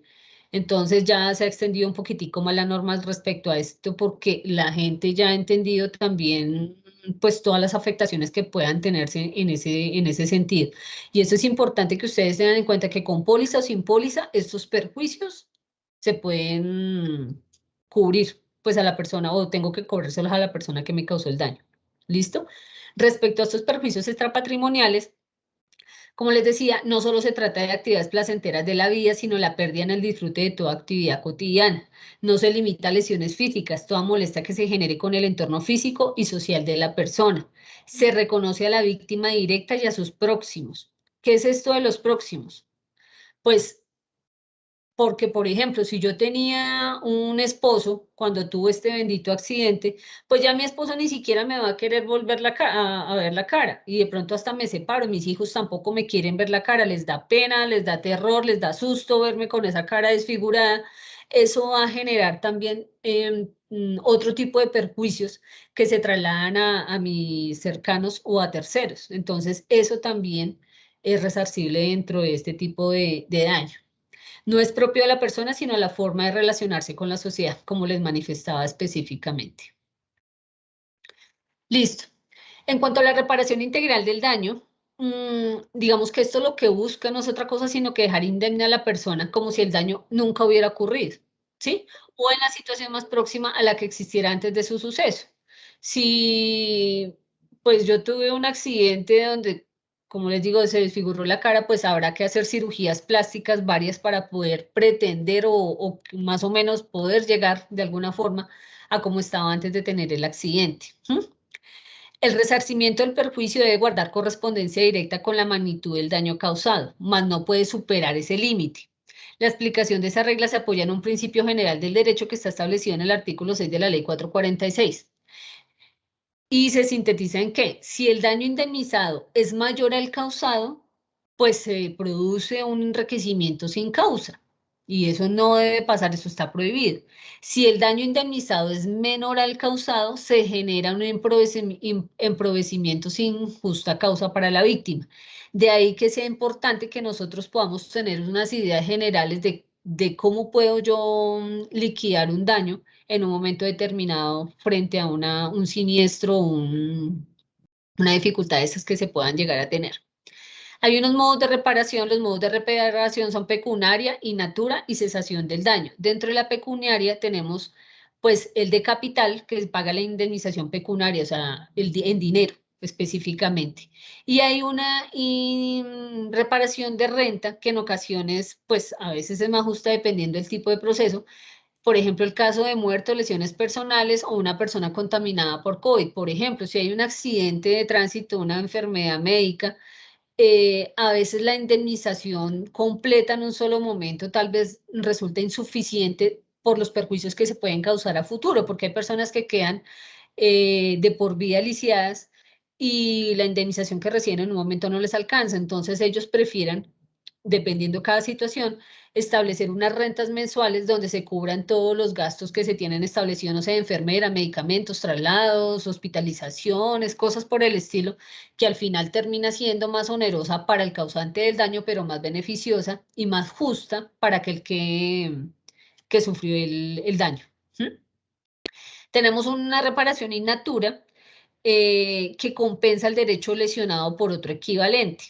Entonces, compensación del daño por una ventaja diferente a la suma de dinero, volver las cosas a su estado anterior, por ejemplo, la cirugía plástica. Si,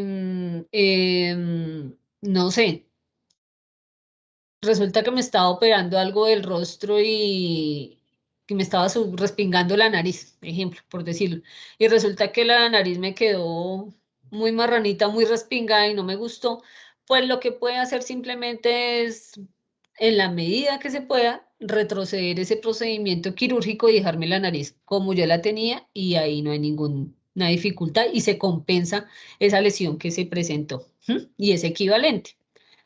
Hay otro modo de reparación que es la cesación del daño. Es tomar medidas correctivas que actúen sobre las consecuencias de los hechos que muestran la eminencia de eminencia de la lesión definitiva. Se conciben prioritariamente en daños ciertos que altera el goce pacífico de los derechos, las medidas tendientes a la cesación del ilícito o daño con medidas de reparación. Entonces, por ejemplo, competencia desleal. Esto aquí es hasta que se materialice efectivamente el daño para poder establecer si hay una reparación o no hay una reparación, que es lo que se llama daños ciertos. Por ejemplo, con esto de competencia desleal, eventualmente, esta situación que se tuvo con estos asaderos de pollo que se llamaban surtidora de aves. Hubo muchos que le colocaron surtidora de aves y plagiaron ese nombre, pero realmente no era un daño cierto ese plagio porque en un momento, hasta un momento determinado no había soporte ni había respaldo de que efectivamente se hubiera causado un daño porque muchos asaderos hubieran colocado ese nombre. Cosa contraria sucede cuando efectivamente ya empezaron a disminuir las ventas de este asadero de pollos a raíz del plagio del nombre. Entonces, a partir de ese momento se establece ya que es un daño cierto y a partir de ese momento donde se identifica que hay una lesión definitiva o una lesión puntual por ese perjuicio o por esa causa, pues ya hay lugar a que haya una reparación. Entre tanto, simplemente sea una amenaza, ¿sí? No hay una lesión.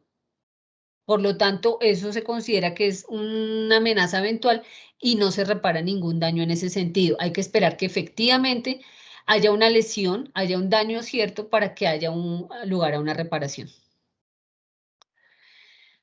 De los aspectos preliminares, pues cuantificar o valorar un perjuicio traducido a términos económicos. Eso es la cuantificación del daño ya para poder establecer cuál es el valor realmente de la indemnización. Tiene un alcance que es la obligación de indemnizar, determinar cuáles fueron los daños efectivamente que se produjeron y determinar el valor económico en dinero para poder resarcir ese daño. Solo los daños cuantificables son indemnizables. El perjuicio debe ser cierto y determinable. Si yo no puedo cuantificar y demostrar cuánto me vale ese perjuicio, pues simplemente no hay lugar a indemnización en ese aspecto. El resarcimiento consiste en restablecer la situación al estado anterior, o por lo menos procurar que llegue al estado anterior. Todo lo que está relacionado con el perjuicio patrimonial y extrapatrimonial pretende llegar a dejar las cosas en el estado que estaban. Nunca puede ser fuente de enriquecimiento. Para que un daño sea indemnizable y cuantificable debe tener consecuencias o repercusiones en la esfera económica, espiritual y social. Debe haber un daño. Si no hay un daño, pues simplemente no hay lugar a una indemnización, no es cuantificable. Aquí dentro de la adecuada cuantificación se tienen 5 premisas y una es que permite determinar la efectividad de la institución de la responsabilidad y la obligación de reparar el daño. Otorga el restablecimiento del equilibrio entre el causante del daño y la víctima. Un gana-gana, por decirlo de alguna forma. Si no se tienen unos conocimientos mínimos acerca del sistema para cuantificar el daño, resulta difícil la tarea probatoria de ambas partes. Quien reclama debe contar con todas las pruebas que determinen los elementos de cálculo de la indemnización. Es decir, que si yo soy la víctima, yo soy el que debo recabar todas las pruebas en ese aspecto para poder presentar mi demanda y justificar de por qué yo estoy pidiendo 100 pesos y no 50, ¿sí? Porque en la medida que cuando el juez vaya a valorar esas pruebas y todos esos soportes que yo remito y no cuente con el acervo probatorio suficiente, pues simplemente no me va a dar la indemnización que yo considero me merezco por todos los perjuicios que me fueron causados. Acá, para que el causante del daño para el causante del daño resulta indispensable conocer cómo debe hacerse la valoración del daño, para establecer de manera anticipada la razonabilidad y el alcance de la petición de la víctima frente a su potencial obligación de reparar. Es decir, también aquí quien causó el daño hace la misma tarea. Y ese causante del daño también establece, venga, de todo esto que la víctima me pretende reclamar, realmente qué procede y qué no procede, que como estamos acá viendo en la pantalla, qué no es indemnizable de lo que me está cobrando, si esa pretensión que tiene es improcedente. ¿Y por qué es improcedente? Pues porque no tiene pruebas. No me puede decir que me valió un examen especializado 1.000.000 de pesos y no allego la copia de la factura. Pues no se la voy a pagar, es improcedente, no tiene prueba. Y por último, si el valor probado del daño, pues de todo lo que probó realmente, cuánto fue, y esa sí será la obligación que yo tengo de resarcir. Eso sirve para que cada una de las partes puedan establecer realmente en un momento ya de llegar a una conciliación o lo que se pretende que el juez determine, sepan más o menos cuánto va a ser el valor de la indemnización. De la prueba del perjuicio, el perjuicio de daño sufrido debe encontrarse debidamente acreditado en dos aspectos: su existencia material y su equivalente monetario, como ya les he manifestado. Debe acudirse a la presencia física de elementos disuasorios objetivos que garanticen el derecho de contradicción de la parte obligada a indemnizar. Hay unos perjuicios, por ejemplo, los traslados, los transportes, que son difíciles de acreditar, ¿sí? Pero entonces hoy en día hay aplicaciones donde usted puede tomarlas por ahí, les queda el registro, o simplemente a veces puede usted establecer mediante el mecanismo de, venga, yo vivo acá, tenía unas terapias, tengo terapias programadas toda la semana, todos los días, tengo que ir en este horario, estoy en muletas, pues claramente tengo que coger un taxi. Y esos servicios de taxi, pues usted me los tiene que pagar, señor causante del daño. Entonces, a pesar de que hay algunas situaciones donde no voy a tener recibos, sí hay otros mecanismos que me van a permitir de pronto poder establecer que efectivamente sí tengo esa erogación y que sean devueltos esos recursos. Debe acudirse a métodos seguros de convicción para establecer el valor de los perjuicios. La indemnización del daño patrimonial debe calcularse en cada caso de manera individual y particular, ¿sí? Cada uno de esos perjuicios, porque no es lo mismo el hecho de haber perdido el carro totalmente. Ese será un perjuicio que yo tengo que valorar de manera independiente. Otro perjuicio fue que perdí la pierna en el accidente, otro perjuicio es que perdí el ojo, y cada una de esas actividades o de esos perjuicios son valorados de manera diferente, individualizados. Los datos de alimentación determinan el valor final, pues en la medida que yo tenga todos los soportes y vaya organizando toda esta información, pues voy a poder determinar cuántos que van a ganar. Acá hay unos ejercicios de perjuicio de daño patrimonial para poder establecer el daño emergente, cómo lo calculo y cuánto me podría dar. Pero me preocupa, es que creo que no alcanzamos. Me preocupa que no alcanzamos entonces para hacer la actividad y demás, pero de pronto sí. Entonces voy a mostrarles primero, antes de hacer trabajar uno de estos ejercicios de perjuicio o daño patrimonial, un video en el que vamos a ver y nos explican un poquito más sobre los perjuicios extrapatrimoniales, así gráficamente, de manera rápida y sencilla, para que ustedes puedan tener una idea complementaria respecto a lo que yo les he dicho acá. Bueno, entonces ya les pongo el video. Luisa Fernanda, ¿se puede una preguntita antes de? Claro que sí, sí señor, cuénteme. Luis Alberto Roldán, ¿cómo estás? Buenos días. En esta parte de teórica, cuando en la diapositiva estamos hablando de que los daños pueden ser causados con dolo, pues cuando enfrentamos el tema de cumplimiento es algo complicado, porque la pregunta concreta es, ¿qué recomendaciones nos puedes dar cuando enfrentemos de aquí para adelante la contratación pública a sabiendas de que muchas veces los contratistas suscriben los contratos con la intención, ¿cierto?, de causar un daño, de apropiarse de un anticipo o de dejar el contrato inconcluso o cosas por el estilo. ¿Cómo podemos perfeccionar la tarea que tenemos que hacer antes de presentarle los negocios a la compañía? ¿Qué nos sugieres? Pues, don Luis Alberto, lo que pasa es que ese tema en particular es muy complejo porque digamos que está directamente relacionado con el ser de la persona, ¿sí?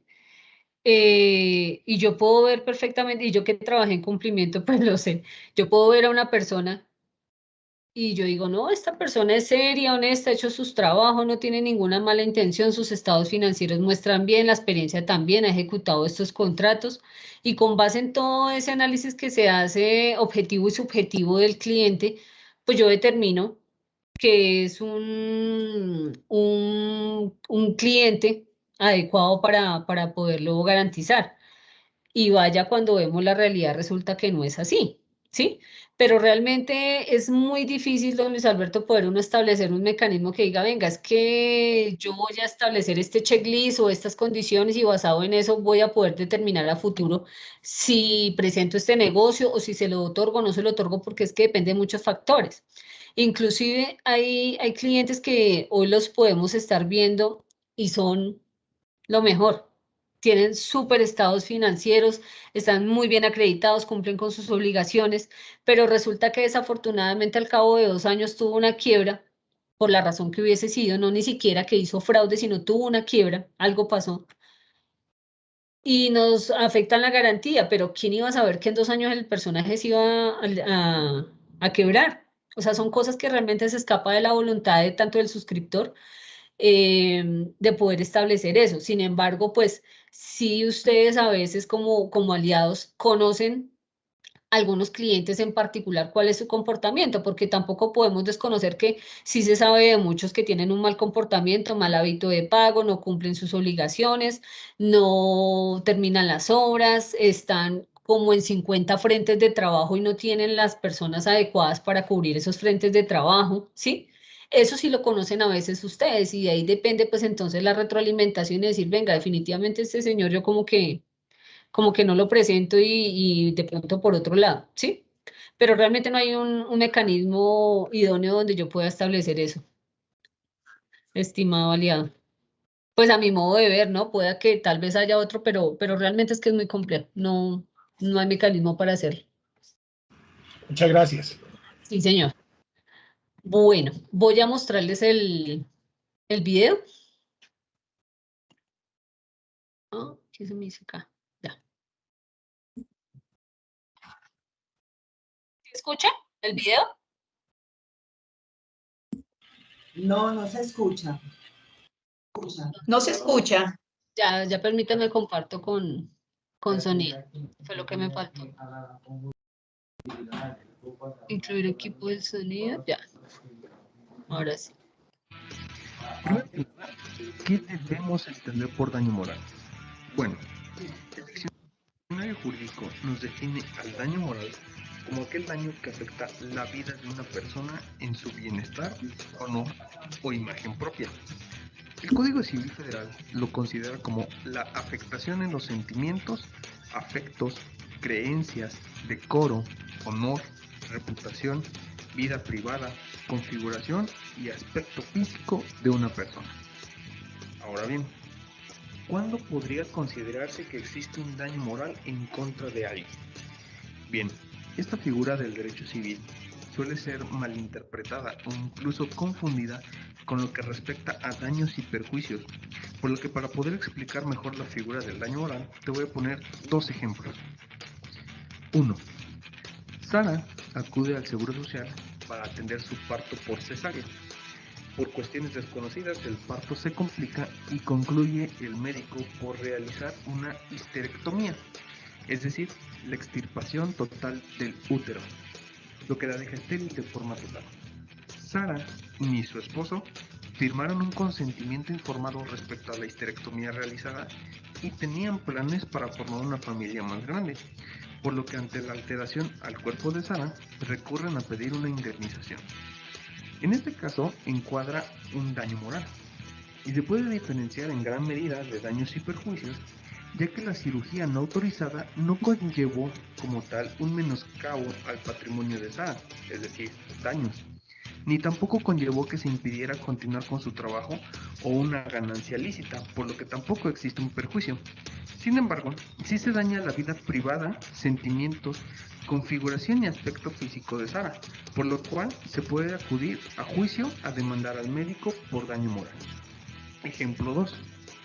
Luis iba cruzando en un cruce peatonal la calle cuando de repente un camión sin frenos lo impacta. Afortunadamente, Luis sale con vida del percance. Sin embargo, el accidente tuvo como consecuencia la necesidad de amputarle sus 2 piernas. Ahora bien, indistintamente de la acción penal que corresponda, Luis tiene derecho a una reparación de daño derivado del daño moral ocasionado. El daño moral en Luis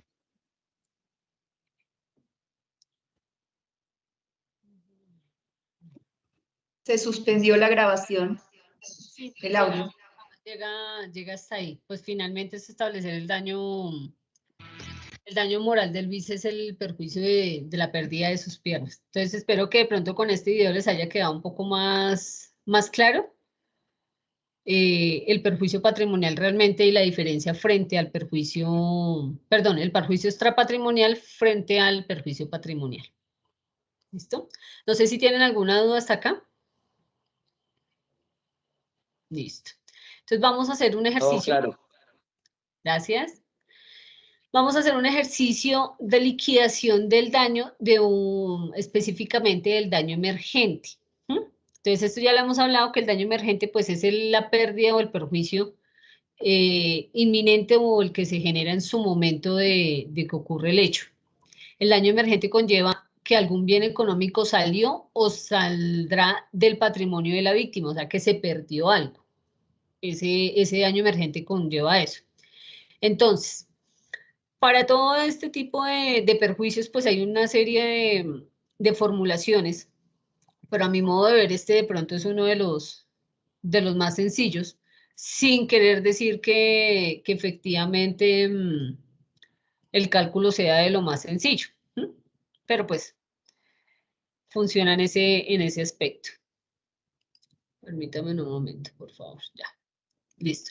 Acá es importante tener en cuenta que para poder cuantificar el daño, es importante tener ciertos documentos o ciertas variables para poder llegar al valor de la indemnización y tener como insumo para poder establecer cuáles son. Entonces, por ejemplo, es necesario que nosotros podamos establecer primero la duración de una incapacidad, si fue que le dieron una incapacidad, cuál es la edad de la víctima y de los que están reclamando, porque en la reclamación no siempre viene solo la víctima, sino también pueden reclamar, como le digo, el esposo, los hijos, por perjuicios patrimoniales o extrapatrimoniales. Establecer cuál es el sexo o el género de la víctima, la condición de la víctima y de los reclamantes, si son válidos o no son válidos, porque pues en estas situaciones también no podemos negar que aparece el hermano que nunca aparecía, el esposo que estaba desaparecido hace 20 años y toda la familia a reclamar aprovechándose de la situación. Entonces hay que validar realmente los que llegan quiénes tienen derecho y quiénes no. Si esta persona dependía económicamente de alguien o de algo, pues entonces poder establecer realmente cuál era la dependencia económica, si tiene cónyuge o compañero permanente, si tiene hijos, si tiene papás, hermanos y demás. Eso digamos que es importante poderlo establecer dentro de esto.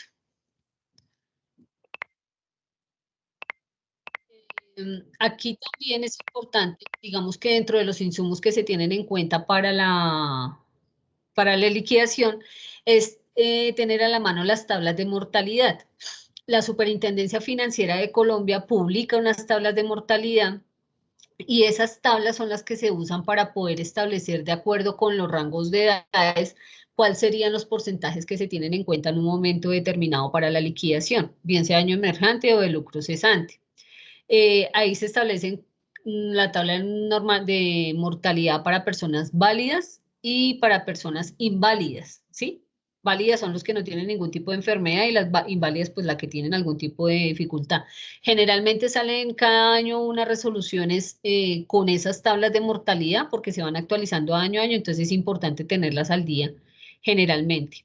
También es importante tener en cuenta los índices de precios al consumidor, porque basado en los índices de precio al consumidor es que yo voy a tener en consideración los incrementos año a año de esa indemnización para poder valorar, y no porque se hace en función del IPC, que es los índices de precio al consumidor, y no en el incremento del salario mínimo. Entonces es importante tenerlo. Ustedes saben que los índices de precio al consumidor son publicados por el DANE anualmente, entonces es necesario tenerlos también a la mano cuando se va a hacer una liquidación. Y conocer claramente los salarios mínimos de los años que nosotros vamos a entrar a liquidar. Si yo voy a hacer una liquidación retroactiva de 5 años atrás, pues tendré que entrar a tener a la mano cuáles fueron los valores de los salarios mínimos de 5 años atrás a la fecha. Digamos que como insumos básicos, esa información para que cuando yo vaya a reemplazar las fórmulas acá dentro del ejercicio, pues pueda realizarlo realmente. ¿Listo? Entonces, para efectos del cálculo, necesitamos tomar el valor de la fecha en que se produjo la erogación o el gasto, más bien, y lo actualiza a la fecha de valoración aplicando el IPC mensual. A la suma así actualizada se aplica un interés por el periodo correspondiente, como les decía.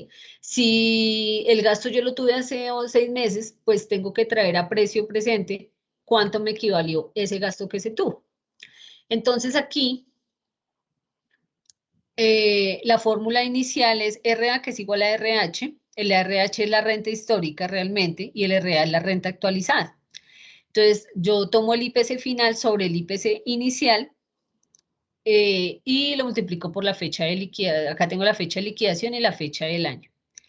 Esto al final del ejercicio me va a dar un resultado del RA, que es la renta actualizada, bajo el reemplazo de esta fórmula. Acá debo tener en cuenta, pues, la renta histórica, cuánto es, la renta actualizada, cuántos periodos son, cuántos meses es que yo voy a pedir de indemnización, el IPC y los certificados, pues, para aplicar. ¿Listo? Este I corresponde a las tablas de personas válidas o inválidas según corresponda. Entonces, aquí en el ejercicio en concreto vamos a ver que para este caso se pagaron 5 millones de pesos por gastos de sepelio. Que es decir, eso es un perjuicio, ¿quién me dice? ¿Patrimonial o extrapatrimonial? El sepelio. ¿Por qué, doctora? Patrimonial. Patrimonial. ¿Y por qué es patrimonial? Porque fueron unos gastos generados de su patrimonio. Correcto, porque se vio afectado fue su patrimonio, porque es dinero que tuvo que sacar en su momento. De acuerdo, listo. Se pagaron entonces 5 millones de pesos por gastos de sepelio que tuvo lugar en agosto del 2009. Si la liquidación se hace 2 años después, o sea, 24 meses después, porque acá siempre las liquidaciones se sacan en meses, generalmente, casi siempre. Más tarde, en agosto del 2011, es decir, que es cuando se hace la liquidación, tendremos que la renta actualizada son esos 5 millones que se pagaron en el 2009 por 108.5, que es el IPC del año 2011, ¿sí? Que en el 2011 es donde nosotros vamos a sacar la liquidación porque se dio 24 meses después. Y tomo también el IPC correspondiente del año 2009. Acá tomamos, en este caso particular, se están tomando los IPC del mes, no del consolidado del año aplicable. ¿Listo? Entonces aquí simplemente hacemos es la sustitución de la fórmula, cogemos los 5 millones de pesos, que es lo que es el perjuicio del gasto que se generó, por el IPC final sobre el IPC inicial de este mes. Por eso es importante colocar la fecha para poder establecer cuál fue el de ese mes, el del mes de agosto del 2011 y el del mes de agosto del 2009. Esto como resultado nos va a arrojar los 5 millones de pesos, ya acá traslado del IPC del 2011, que son los 108 que les mostré acá, y los 102 que les mostré acá, y esto me da este resultado. lo divido, lo multiplico, y al final del ejercicio me da 5.284.652. Es decir, que esos 5 millones que yo pagué en el 2009, ya cuando lo estoy trayendo aquí al 2011, ya me ha incrementado 284.652 pesos, que entonces en su momento quien me causó el daño no me pagó nada y en este momento yo estoy demandando y estoy pasando la liquidación para que me devuelvan esa platica, pues entonces estos son los ejercicios que yo tengo que hacer más o menos para traer a valor presente esa liquidación. ¿Listo? Y finalmente, acá también hay otra fórmula para sacar los intereses. ¿Mm? Entonces, por los meses que se llevó de retardo, acá simplemente escoger entonces el valor que correspondía, reemplazamos la fórmula acá que tenemos el I y tenemos el 1 por el interés mensual, reemplazamos y al final del ejercicio todo esto nos da 5.937.757, que este sería el valor de la indemnización por estos gastos de sepelio que yo tuve en el año 2009 por 5 millones de pesos. Y esto es lo que yo tengo que presentarle al juez. Entonces, le tengo que presentar la prueba de los gastos en que incurrí esos 5 millones de pesos, que efectivamente hubo un fallecido, que haya sido, con el acta pues de fallecimiento, y esta liquidación preferiblemente para que el juez, porque los jueces desafortunadamente no siempre saben liquidar, es complejo, entonces es mejor pasarle la liquidación y decirle, mire, yo hice la liquidación de estos 5 millones y esto es lo que me tiene que dar. Con eso no hay pierde, de alguna forma. Esto respecto al daño emergente. ¿Tienen alguna duda, inquietud? Pueden ser varias, lo sé. Lo sé, porque Doctora, esto es para sentarse a pensar con juicio. quisiera pedir un favor, ¿será que es viable tener acceso a ese material? La vez pasada había quedado en que nos lo enviaran, pero a mí no me llegó, si es tan amable. Sí, esto se les envía, estas son las memorias de la capacitación y el día de ayer precisamente se enviaron las memorias de la sesión 1. Pero entonces aquí hay que precisar algo y es que las memorias se les enviaron a los que o se registraron en la plataforma inicialmente o llenaron la encuesta de satisfacción. ¿Sí? Si Yo no, me registré y llené la encuesta, pero no me llegó. entonces, sí le agradezco, don Wilman, si no estoy mal.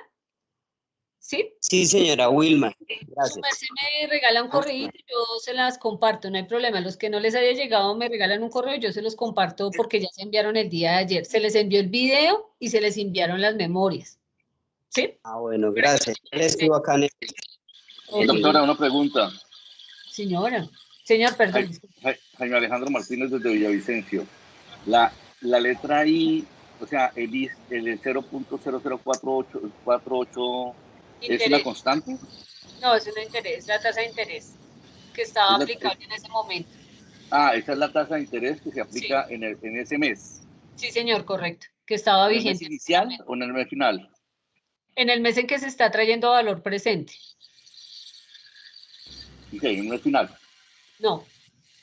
No, sí, es la final, porque es el que está vigente en este caso en 1 de agosto del 2011. Ok, perfecto, en el final. Muchas gracias. De acuerdo. Bueno, entonces, esto es todo el perjuicio del daño patrimonial y el lucro cesante realmente opera de la misma forma. Lo que pasa es que lo que vamos a pedir son cosas diferentes, ¿no? Ya es lo que yo dejé de percibir por el perjuicio que se me ocasionó. Pero la formulación resulta siendo realmente lo mismo. Acá lo que tenemos que establecer ya de manera independiente es y justificadamente cuánto fue la pérdida real. Les agradezco por favor cerrar el micrófono. Si son tan amables, gracias. Al final del ejercicio lo mismo. Entonces ya en este caso cuando el lucro cesante, por ejemplo, si ustedes tienen una fábrica y la fábrica se vio afectada, lo que se necesita es que ustedes puedan establecer realmente cuánto era lo que tenían de producción establecida, no sé, por 2 meses, 3 meses, con base en eso, pues tener unas pruebas y eso va justificado en qué, en las ventas que ha tenido de tiempo atrás, porque no puede ser que usted me diga que en estos 2 meses voy a vender 1.000 millones de pesos y en los 2 meses anteriores vendí 100, ¿sí? O sea, debe tener cierta lógica pues para que realmente el resultado frente al juez funcione. Otra cosa es que usted preciso hace 15 días y firmó un contrato nuevo donde iba a ser una producción grandísima que obviamente no se recompadece con lo que traía, pues deberá demostrar que usted firmó el contrato y que pues ese perjuicio se le va a causar, bien sea porque ya no va a poner esa producción, le va a tocar de pronto pagar una sanción o ya, no sé, los va a tener que vender más baratos, cosas por el estilo. Entonces, todo eso que usted deja de percibir, ya lo tiene que establecer, sumar y todo acumulado, entonces haremos acá el ejercicio. Entonces, aquí este ejercicio está específicamente de un contrato específicamente que no pudo cumplir y el ejercicio es el mismo, es la sustitución de los puntos. Bueno, con esto finalizamos nuestra sesión del día de hoy.